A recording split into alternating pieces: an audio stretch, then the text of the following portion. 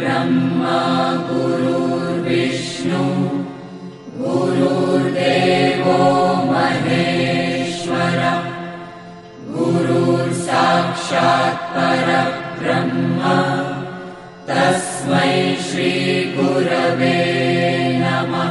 गुरुर्ब्रह्मा गुरुर्विष्णु गुरुर्देवो महेश्वर गुरुर्साक्षात् परब्रह्म तस्मै श्री गुरवे नमः। गुरुर्ब्रह्मा गुरुर्विष्णु गुरुर्देवो महेश्वर गुरुर्साक्षात् परब्रह्म तस्मै श्री गुरवे नमः।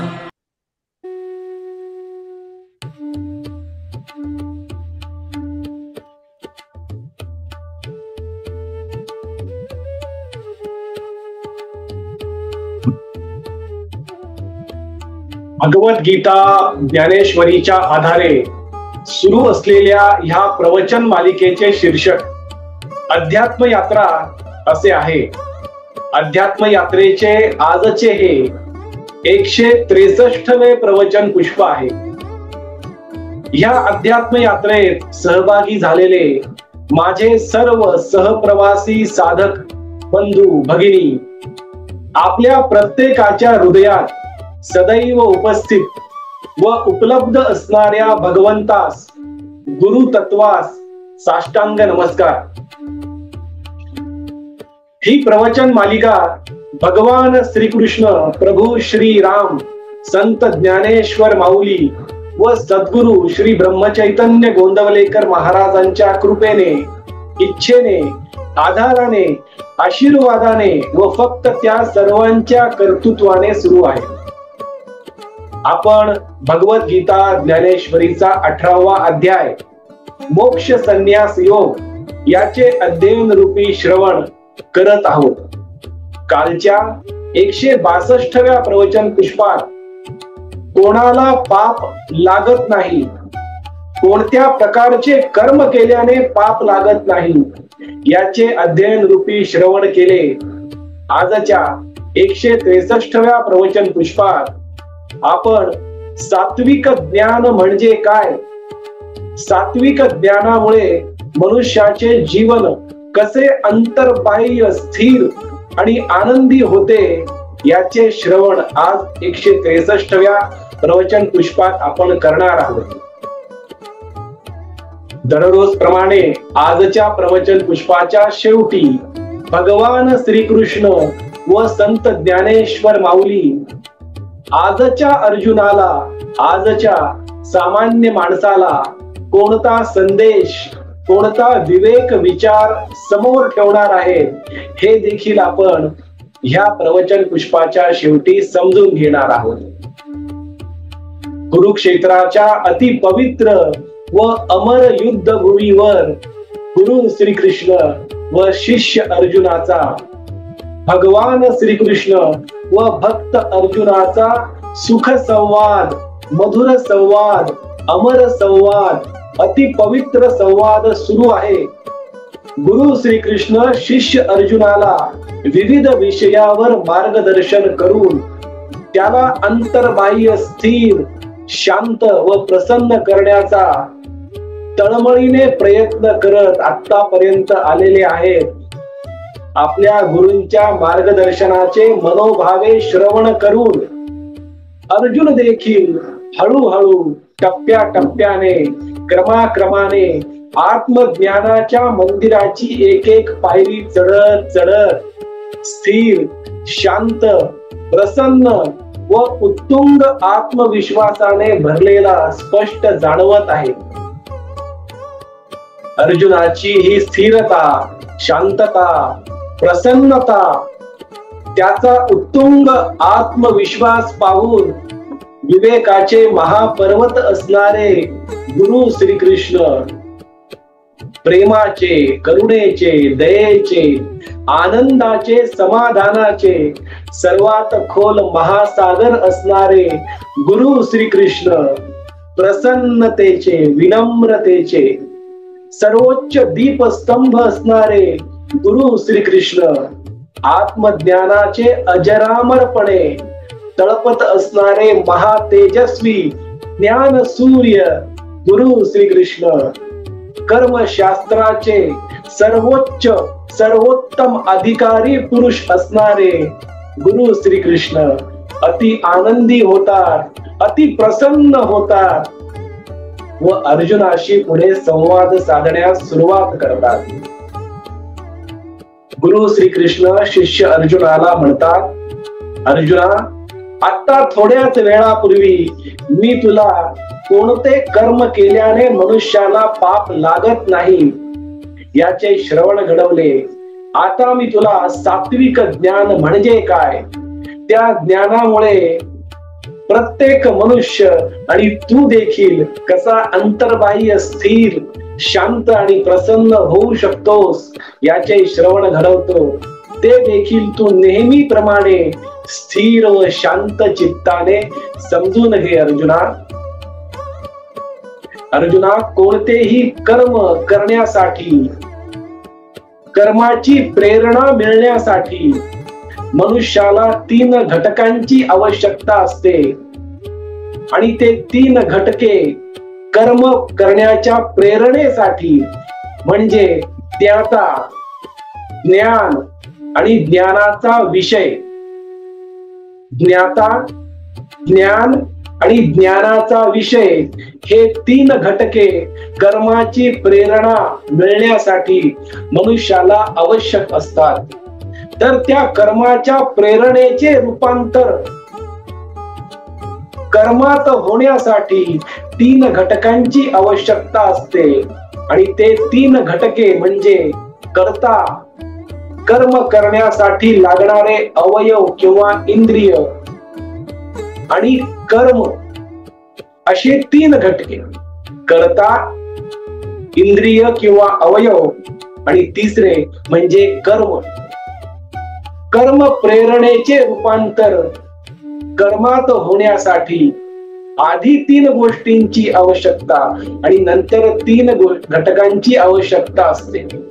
अर्जुना, हा विषय थोडासा गुंतागुंतीचा वाटू शकतो, पण याला मी तुला हळूहळू उलगडून सांगणार आहे, त्यामुळे संभ्रम निर्माण करू नकोस.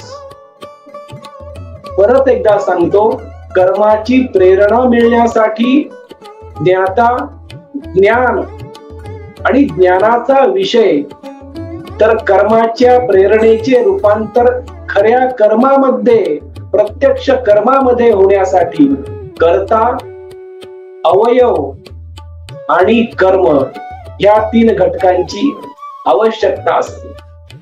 अर्जुना, मी तुला बऱ्याच वेळापासून कर्माचे दुष्परिणाम कमी करण्यासाठी चरण दर चरण कोणती प्रक्रिया असते, कर्माचे दुष्परिणाम टाळून कर्म हे सत्कर्मात कसे परावर्तित करावे, रूपांतरित करावे किंवा होऊ शकते, आपोआप होते याचे श्रवण घडवत आहे.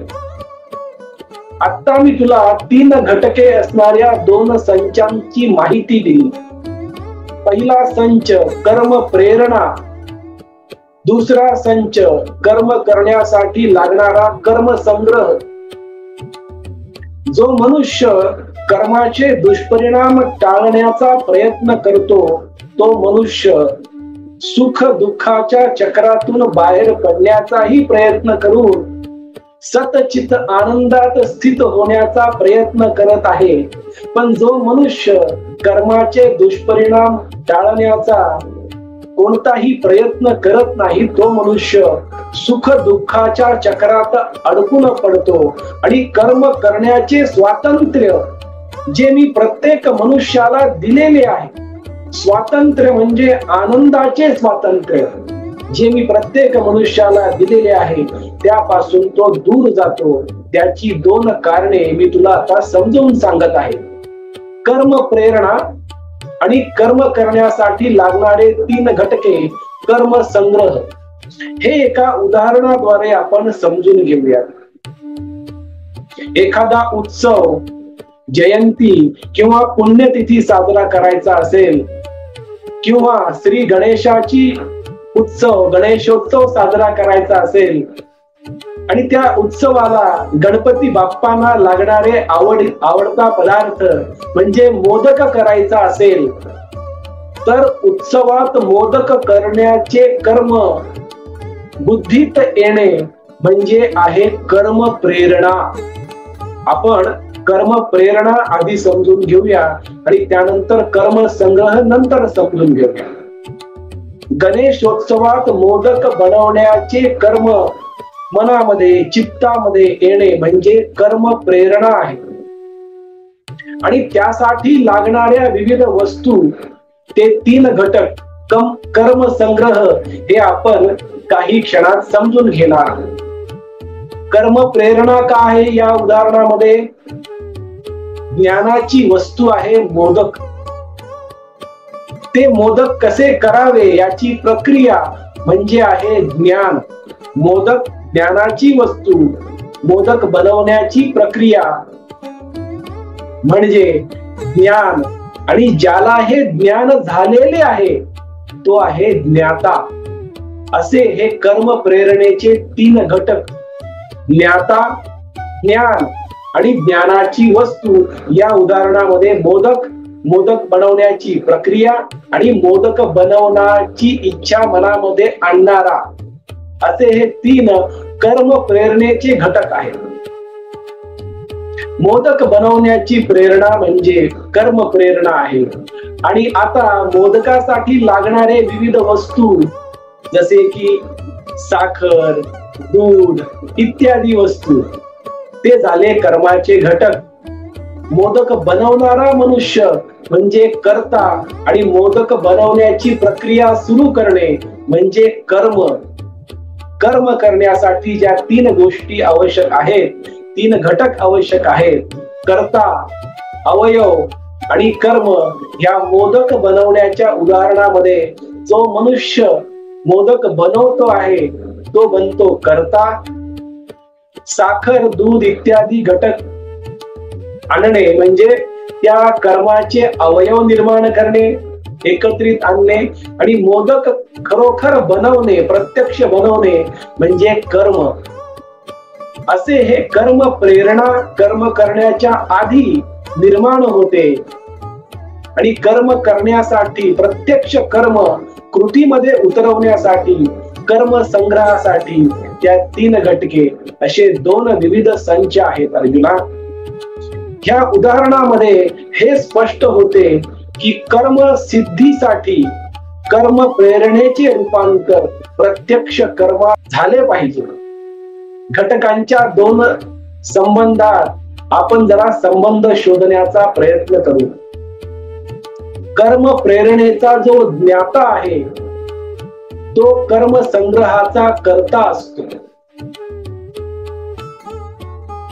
कर्म प्रेरणेचे जे ज्ञान आहे ते प्रत्यक्ष कर्मामध्ये त्याचे रूपांतर होते.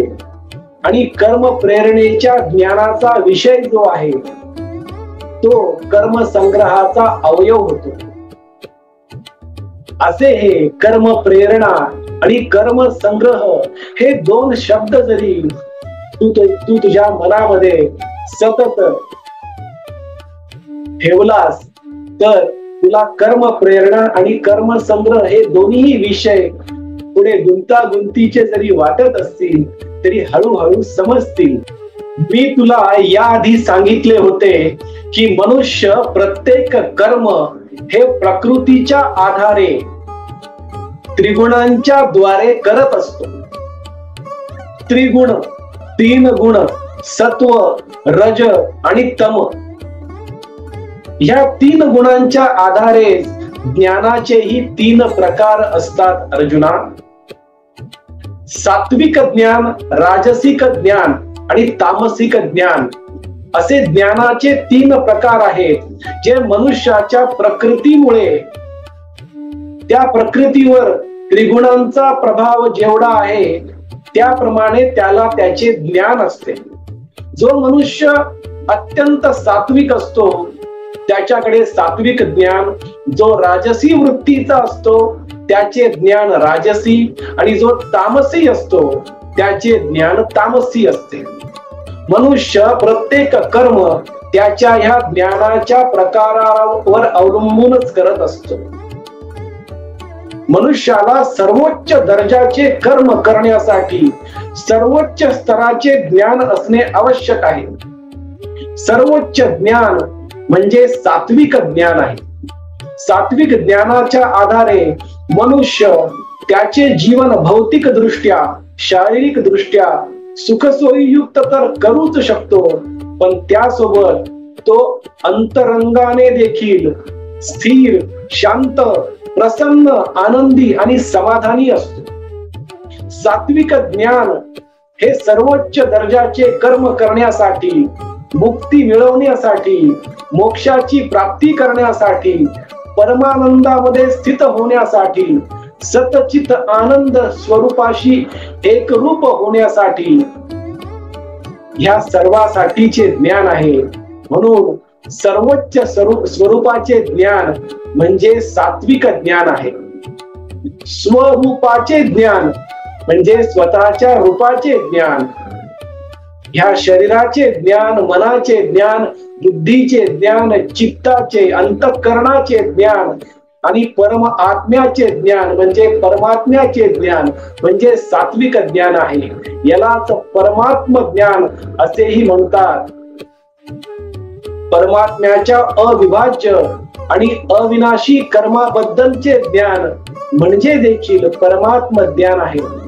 आणि हे परमात्म ज्ञान सर्व प्रकारच्या व्यक्तीसाठी उपलब्ध आहे. मग तो मनुष्य सात्विक असो, राजसी असो किंवा तामसी असो, प्रत्येकासाठी हे ज्ञान एकसारखेच समानपणे उपस्थित आहे. परमात्म ज्ञान हे आपण समजून घेतले. आता सात्विक ज्ञानाची व्याख्या समजून घे. ज्या ज्ञानाद्वारे मनुष्य एका अविनाशी दिव्य अस्तित्वाला अविभाजित आणि सर्व सजीवामध्ये निर्जीवामध्ये समानपणे उपस्थित असल्याचा अनुभव घेतो, ते ज्ञान म्हणजे सात्विक ज्ञान आहे. सात्विक ज्ञानाच्या आधारे मनुष्य त्या परमात्म्याला, त्या भगवंताला प्रत्येक सजीवात निर्जीवात त्याचा अनुभव घेतो. हे ज्ञान वरवरचे ज्ञान नाही, हे ज्ञान अनुभवाचे, अनुभूतीचे ज्ञान आहे. म्हणून हे सात्विक ज्ञान आहे अर्जुना. सात्विक ज्ञान म्हणजे भौतिक ज्ञान नव्हे, कारण भौतिक ज्ञान हे मर्यादित आत्म्यावर अवलंबून असते, आधारित असते. भौतिक ज्ञान म्हणजे विविध वस्तूमध्ये फरक पाहणे, शारीरिक स्तरावरील फरक पाहणे, भौतिक स्तरावरील फरक पाहणे, त्याला दृश्य भेद असे देखील म्हणतात. उदाहरणार्थ, हा पुरुष, ही स्त्री, हा हत्ती, हा सिंह, हे दगड, हे माती, हे पाणी, अशा प्रकारचे भेद जे दृश्य भेद आहेत, याचे ज्ञान म्हणजे भौतिक ज्ञान. फक्त शारीरिक वैशिष्ट्ये, भौतिक वैशिष्ट्याचे ज्ञान हे मर्यादित ज्ञान आहे. बरेचदा मनुष्य हा गरीब, हा श्रीमंत, हा सुशिक्षित, हा अशिक्षित अशा प्रकारचेही दृश्य भेद निर्माण करतो. हे देखील भौतिक ज्ञान आहे आणि भौतिक ज्ञान म्हणजे मर्यादित ज्ञान आहे अर्जुना. पण जे आध्यात्मिक ज्ञान असते ते ज्ञान आत्म्यापासून सुरू होऊन अमर्याद परमात्म्यापर्यंत जाते. आध्यात्मिक ज्ञानाने मनुष्य संपन्न होतो आणि प्रत्येक सजीव निर्जीवामध्ये त्या परमात्म्याचे दर्शन घेत असतो. आध्यात्मिक ज्ञान हे अविभाजित, अमर्यादित ज्ञान आहे. भौतिक वस्तूबद्दल, शारीरिक स्तरावरील प्रत्येक व्यक्तीबद्दल आध्यात्मिक ज्ञानाचे व्यक्ती हे समतावादी असतात. त्यांच्या चित्तामध्ये कोणत्याही पूर्वग्रह नसतात. त्यांचे मन पक्षपाती नसते, कारण त्यांचे मन, त्यांचे चित्त, अंतःकरण आणि बुद्धी हे चांगुलपणाच्या गुणावर आधारित असतात. चांगुलपणातून, सद्गुणातून निर्माण झालेले हे आध्यात्मिक ज्ञान म्हणजेच सात्विक ज्ञान आहे अर्जुना. सात्विक ज्ञानामुळे मनुष्य समतापूर्ण जीवन जगतो. त्याच्या जीवनाचा बोध समतावादी असतो. चांगुलपणाचा, सद्गुणांचा, सत्कर्माचा, सत उच्चाराचा, सद्विचाराचा हा त्यांचा दृष्टिकोन असतो, जो अमर्याद, अविभाजित परमात्म्यापर्यंतचा असतो. आध्यात्मिक ज्ञान आणि सात्विक ज्ञान म्हणजे प्रत्येकामध्ये, प्रत्येक सजीव निर्जीवामध्ये त्या परमात्म्याला पाहण्याची दृष्टी. याचे आपण 2 उदाहरणाद्वारे समजून घेऊयात की सात्विक ज्ञान म्हणजे काय आणि त्यामुळे मनुष्य कशा प्रकारचे जीवन जगतो. एकदा एक साधू त्यांच्या शिष्यांसोबत हातामध्ये गंगाजल घेऊन रामाच्या मंदिराकडे निघाले. तेव्हा दुष्काळ पडला होता. त्यांच्या हातामध्ये गंगाजल होते आणि ते पवित्र गंगाजल प्रभू श्री रामाच्या मूर्तीसाठी, अभिषेकासाठी ते घेऊन जात होते. ते जात असताना वाटेमध्ये त्यांना एक तहानलेला गाढव अगदी मरणमय अवस्थेमध्ये पडलेला दिसला. त्या साधूला दया आली.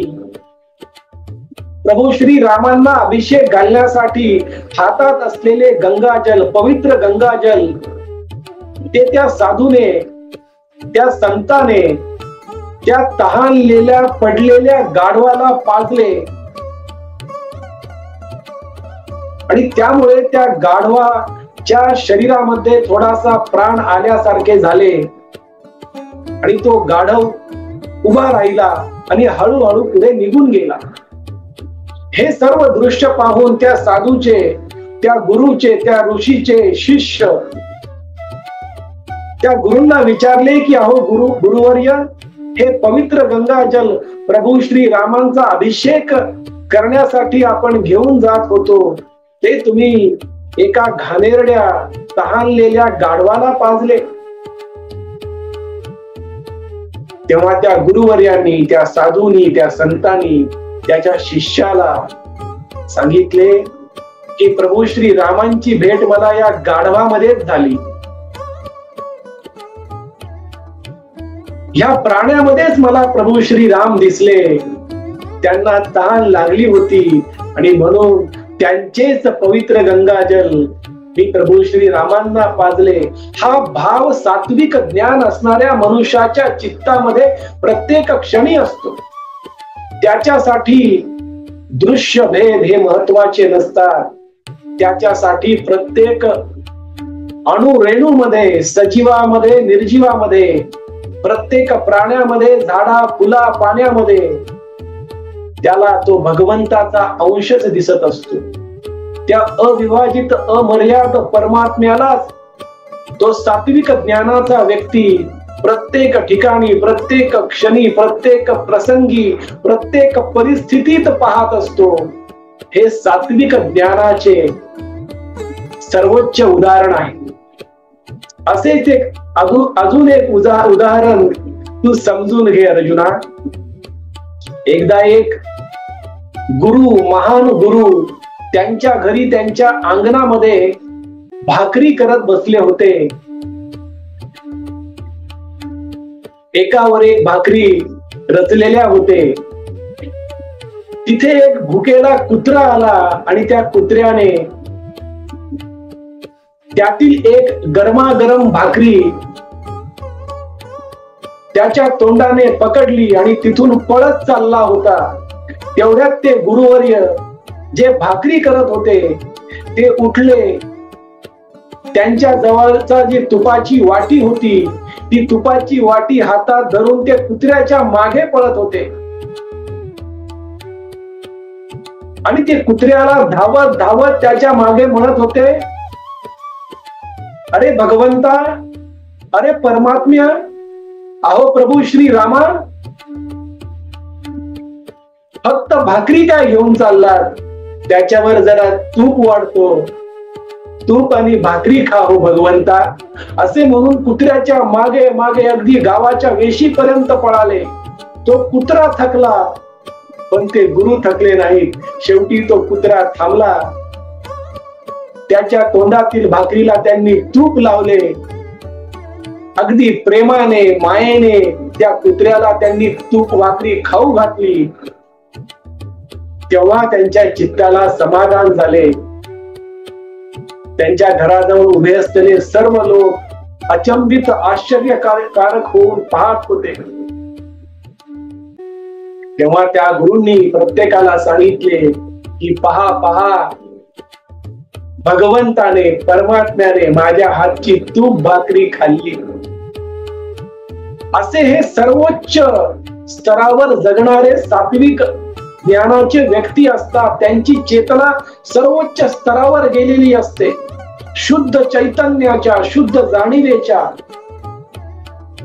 परमात्म्याचा अंश असणारे हे सात्विक ज्ञानाचे लोक असतात. जे साधू, संत, गुरु, एकेकाळी सामान्य मनुष्यच असणारे हे सर्वजण फक्त आणि फक्त शुद्ध चेतनेच्या स्तरावर जगत जगत प्रत्येक ठिकाणी, प्रत्येक परिस्थितीत, प्रत्येक प्रसंगात, प्रत्येक वस्तूत, सजीवात निर्जीवात त्या अविभाजित अमर्याद परमात्म्यालाच पाहणारे हे सात्विक ज्ञानाचे लोक असतात. सात्विक ज्ञानाचे लोक त्यांचे प्रत्येक कर्म चेतनेच्या सर्वोच्च उन्नत अवस्थेत जाऊन करत असतात. कारण त्यांना सात्विक ज्ञान झालेले असते, आध्यात्मिक ज्ञान झालेले असते. त्यांचे प्रत्येक कर्म ते सत्कर्मात नकळतपणे बदलतात. त्यांचा प्रत्येक विचार हा सद्विचारात बदलतो. असे हे सात्विक ज्ञानाचे मनुष्य असतात. अर्जुना, तू देखील एक सात्विक, सद्गुणी, सदाचारी मनुष्य आहेस. तुझे ज्ञान देखील सात्विक ज्ञानच आहे. त्यामुळे तुझे कर्म, तुझे स्वकर्म, तुझे युद्ध कर्म देखील तू चेतनेच्या सर्वोच्च स्तरावर जाऊन कर. चेतनेच्या उन्नत अवस्थेमध्ये जाऊन तुझे कर्म कर अर्जुना. आणि ह्या कर्मातून निर्माण होणारे कर्मफळाचा विचार देखील करू नकोस. अशा प्रकारचे प्रोत्साहन गुरु श्रीकृष्ण शिष्य अर्जुनाला देत आहेत आणि त्याला वेळोवेळी आठवण करून देत आहेत की तो एक सात्विक, सद्गुणी आणि सदाचारी मनुष्य आहे. आणि अशा मनुष्याकडून कर्माचे रूपांतर आपोआप नकळतपणे सत्कर्मात होत असते. आणि असा हा सात्विक ज्ञानाचा मनुष्य निस्वार्थ कर्म करतो आणि आलेले कर्मफळ भगवंताच्या चरणी अर्पण करतो. सात्विक ज्ञानाच्या मनुष्याचा जीवनाचा दृष्टिकोन हा समतावादी असतो, समतापूर्ण असतो.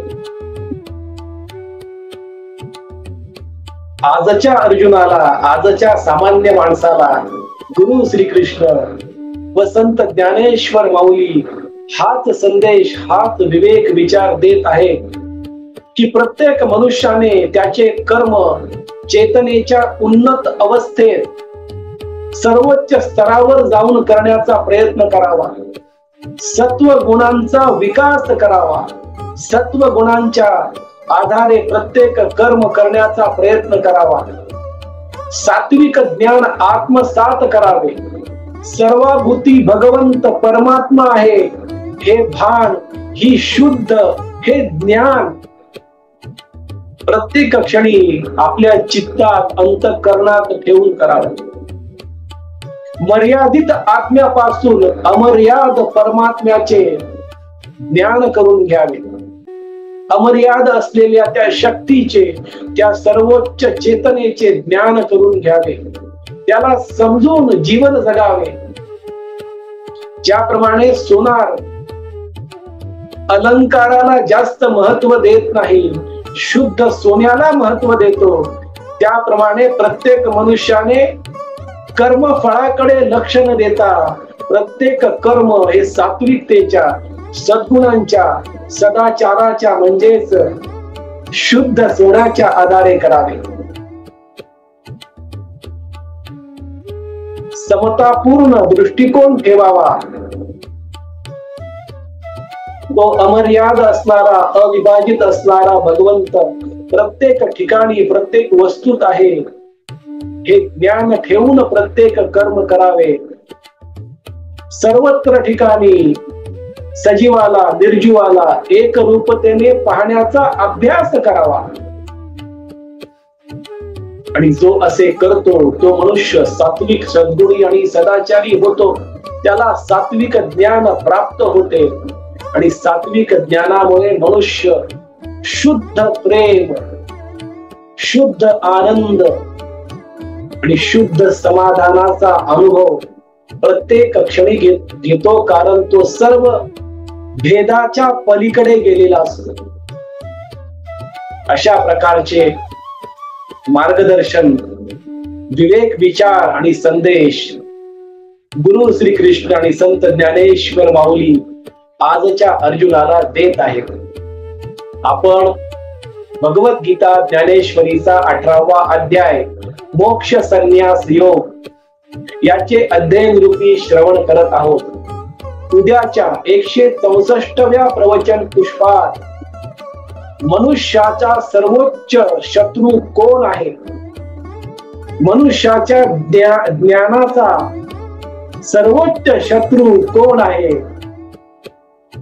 याचे अध्ययन रूपी श्रवण आपण उद्या 164व्या प्रवचन पुष्पात करणार आहोत. आपण सर्वांनी आज परत एकदा वाणी सेवा करण्याची संधी व सौभाग्य दिले, त्याबद्दल आपला आजन्म ऋणी व कृतज्ञ राहील. आजची झालेली वाणी सेवा भगवान श्रीकृष्ण, प्रभू श्री राम, संत ज्ञानेश्वर माऊलींच्या चरणी, सद्गुरु श्री ब्रह्मचैतन्य गोंदवलेकर महाराजांच्या पवित्र पादुकावर व आई वडिलांच्या चरण कमलावर मनोभावे अर्पण करूया.